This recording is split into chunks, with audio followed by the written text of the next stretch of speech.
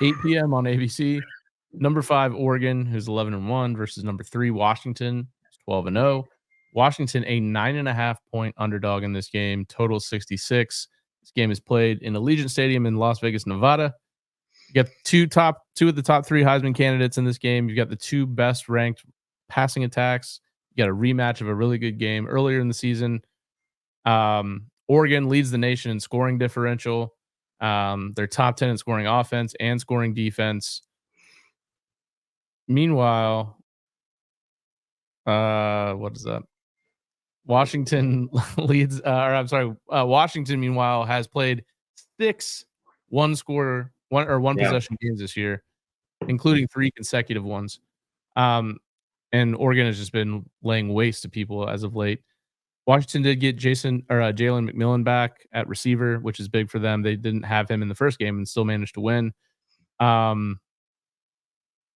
I don't know, man. I just think the weakness in this game is Washington's defense. They're 104th in defensive success rate. Oregon's first in the country in offensive success rate. They should be able to move the ball down the field methodically pretty easily on Washington. And I don't think Washington's offense is as good as it was at the beginning of the season. I mean, they struggled to beat Arizona State, barely put up any points, against Washington State, who has been up and down the season, but scored 24. Earlier in the season, they were putting up 40, 50 points every game. I just think they've kind of come back down to earth a little bit. Another big stat differential. Oregon's 3rd in the country in converting third downs. Washington's 86th in stopping them.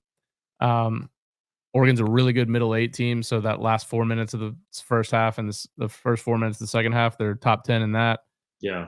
I think Washington wants to leave no doubt that they belong in the playoffs, and I think they beat Washington by double digits, 38-24. Yeah, so there's one thing I've been harping on with the Bama stuff. I can take this off now that I've already said I don't think they beat them. There's one thing that I've been harping on with Bama a lot this year, with the Vegas specifically, is they seem to have been wrong a lot with the lines that they put out for Bama. Kentucky, they were a 10-point favorite. They win by 28. The other stuff, like Auburn, obviously is maybe it's an anomaly, whatever. But most of these games, they're like a 3 to 7 point favorite. They win by 14. Texas, they're a 7-point favorite. They lose by 10. This whole thing with Oregon, Vegas seems to have them figured out a little bit more. And the fact that this game opened at 8 and has now been bought up to only 9.5, I think it's huge. I think that Vegas knows something. The games have been played in Vegas. I will say, I don't think any of us should be shocked if Washington's able to win this game, because going undefeated in the same conference as the team they're almost a double-digit underdog to is beat really, already is really, really impressive. And I think Michael Penix has been awesome. I saw people chastise the notion that his Heisman moment might have been the third, or that it was 22-20 or whatever it was against Oregon State, and it was a 3rd and 2, and they ran like a 12-yard stop route that he just put right on the back shoulder as a perfect throw. This kid is really, really good, and he's already put up a lot of numbers against an Oregon secondary that can be vulnerable. They can be vulnerable. I just think that Bo Nix is operating at a level that is crazy efficient. They've also got the run game going. And if you watch that Utah-Washington game, that was one thing that concerned me, was Utah was able to move the ball a bunch where they were able to, like with a third-string quarterback, move the ball effectively.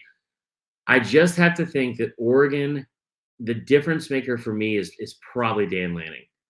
And I know what he's got with Bo Nix, but Dan Lanning has shown time and time again that he knows how to get his players up for games, especially ones that matter.